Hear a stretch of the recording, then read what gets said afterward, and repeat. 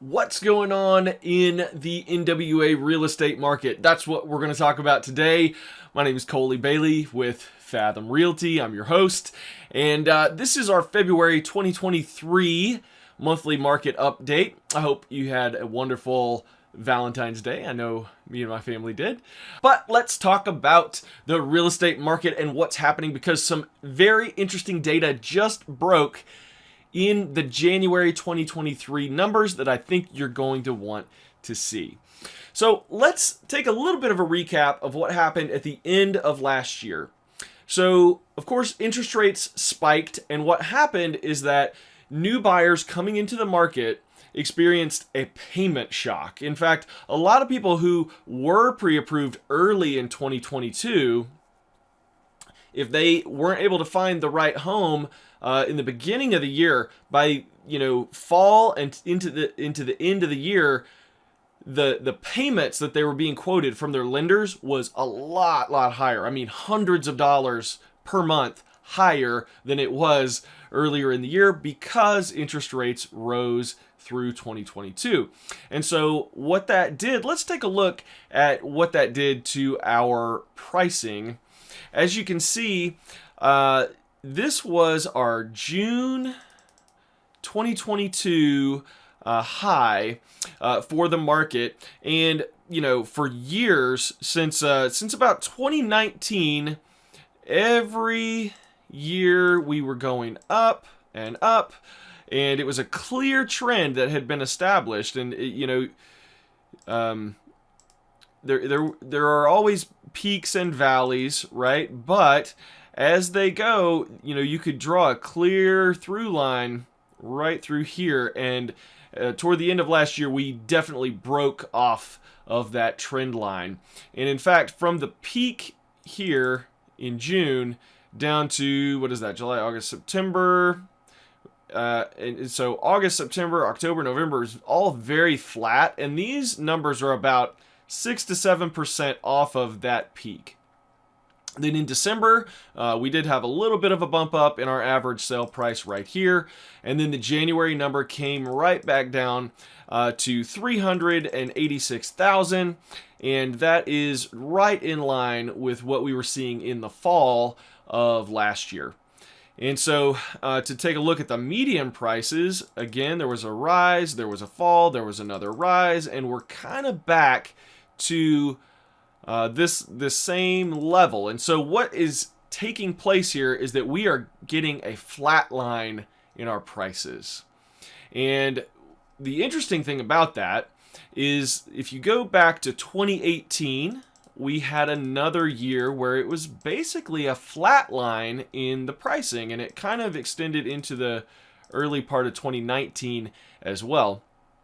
And what was happening there is interest rates were on the rise. Interest rates were going from, I think, the low threes. I think they were down to like 3.25 or 3, maybe 3.5, something like that. And by the end of that year, the Fed had bumped the interest rates up, and I think we were close to 4.75 or something like that. 4.5, 4.75. Not as dramatic of a change as we saw last year, but it was enough to slow that market down and flatline our prices. And so we're kind of going into a similar situation here. And so what's happening is the buyers have pulled back for the last several months. But now I'll tell you, on the ground, what we're actually seeing is we're seeing more buyers here at the beginning of 2023 coming into the market. We're getting more mortgage applications because interest rates had spiked all the way up to about 7% and then had come back down into kind of the low sixes, like 6.2, 6.3, 6.5, something like that, depending on the lender, depending on credit worthiness, all that good stuff. But so interest rates had eased a little bit in January and early February, and so we had seen more buyers taking applications at the banks.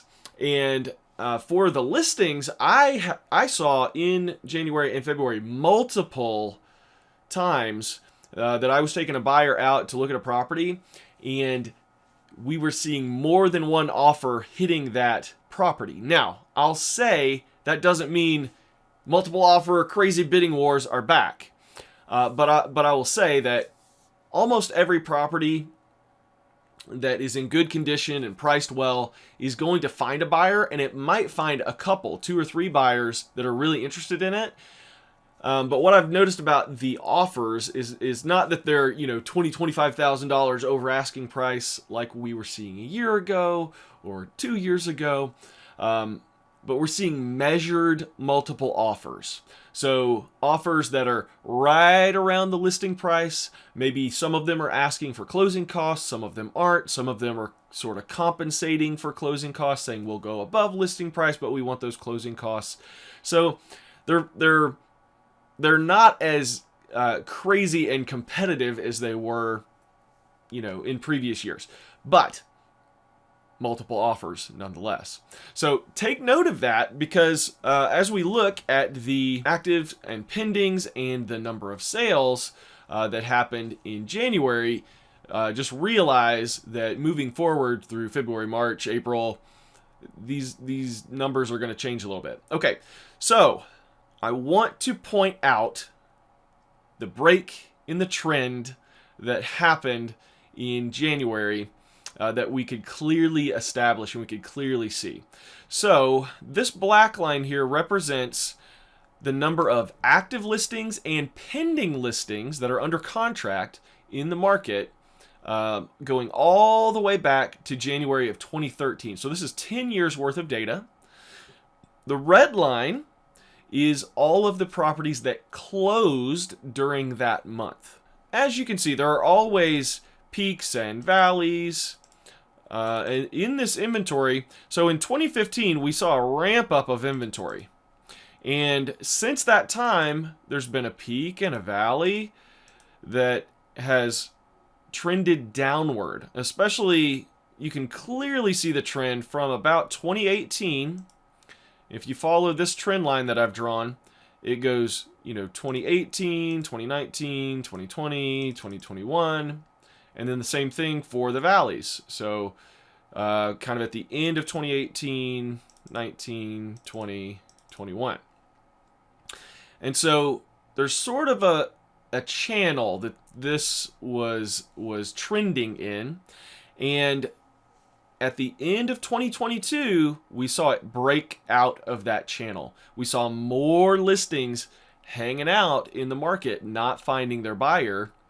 And then the valley down here in December was vastly higher than the previous couple of years.